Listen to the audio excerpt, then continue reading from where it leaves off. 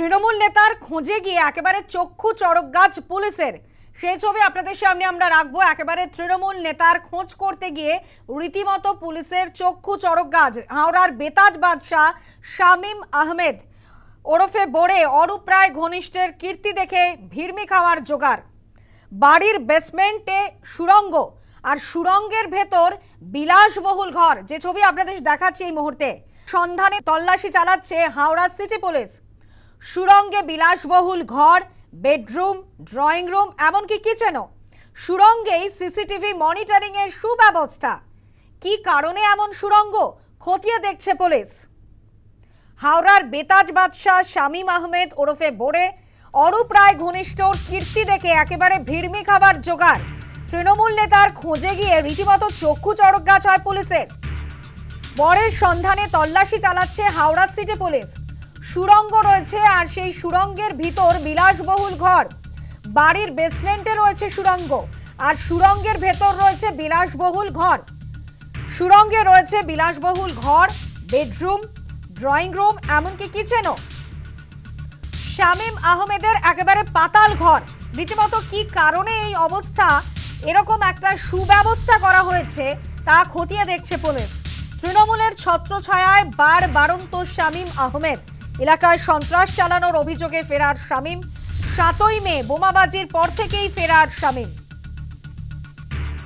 সেই তদন্তেই অভিযুক্তের বাড়িতে যায় পুলিশ।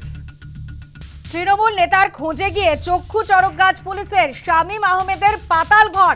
হাওড়ার বেতাজ বাদশাহ শামীম আহমেদ ওরফে বোরে অরূপ রায় ঘনিষ্ঠ কীর্তি দেখে ভিড়মি খাওয়ার জোগাড় পুলিশের। বাইরে থেকে জরাজীর্ণ ফ্ল্যাট এবং ভিতরে কিন্তু একেবারে বিলাসবহুল পুরো রাজমহল। বাড়ির বেসমেন্টে সুড়ঙ্গ, সুড়ঙ্গের ভিতরে বিলাসবহুল ঘর। বোরের সন্ধানে তল্লাশি চালাচ্ছে হাওড়া সিটি পুলিশ। সুড়ঙ্গে বিলাসবহুল ঘর, বেডরুম, ড্রয়িং রুম, কিচেন, কি না নেই। সুড়ঙ্গেই সিসিটিভি মনিটরিং এর সুব্যবস্থা। কি কারণে এমন সুড়ঙ্গ তাই খতিয়ে দেখছে পুলিশ।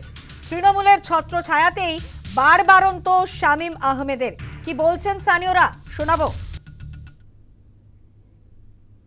না, আমি তো 10 বছর থেকে এখানে এসেছি। কি দেখেছেন, এতে কতটা প্রতিপত্তিশালী ছিল? খুব মানে এলাকায় নাম গরিব ডাক ছিল না, একটু নাম ডাক ছিল। মানে আমার পড়তে ও এলো, আমি যাও জানি না। আচ্ছা, আপনার পরে এসছে। হ্যাঁ, তো এই বাড়িটা কার? এই বাড়িতে প্রসাদ বলে একটা লোক আছে, ওনার বাড়ি। এটা শামীম আহমেদের বাড়িতে নাকি? না না, বাড়ি ওর নাই, ফ্ল্যাট ওর। মানে ফ্ল্যাটটা ওর। হ্যাঁ, ফ্ল্যাটের ভেতরে একটা সুড়ঙ্গ পাওয়া গেছে। হ্যাঁ, সে আমি তো বলবো। বিজেপির তরফে ঠিকই দাবি করা হচ্ছে, শোনাবো।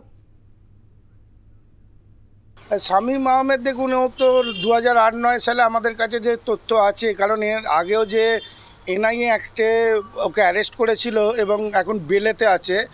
তো 2008-9 সালে উনি একটা সাধারণ শপিং মলে কাজ করতেন। তারপর হঠাৎ করে 2013-তে ওনার ওয়াইফকে টিকিট দেয় এবং তৃণমূলের হয়ে টিকিট দেয় এবং কাউন্সিলরও হয় ওনার বউ, মানে ওয়াইফ। তো আমাদের এখানকার প্রাক্তন মন্ত্রী, ওই এলাকার প্রাক্তন মন্ত্রী, বিধায়ক, তার ঘনিষ্ঠ হলেই যে এত পয়সা করা যায়, তাহলে ভাবুন তৃণমূলের আরও কত নেতার কাছে কত পয়সা লুক্কায়িতভাবে রয়ে গেছে।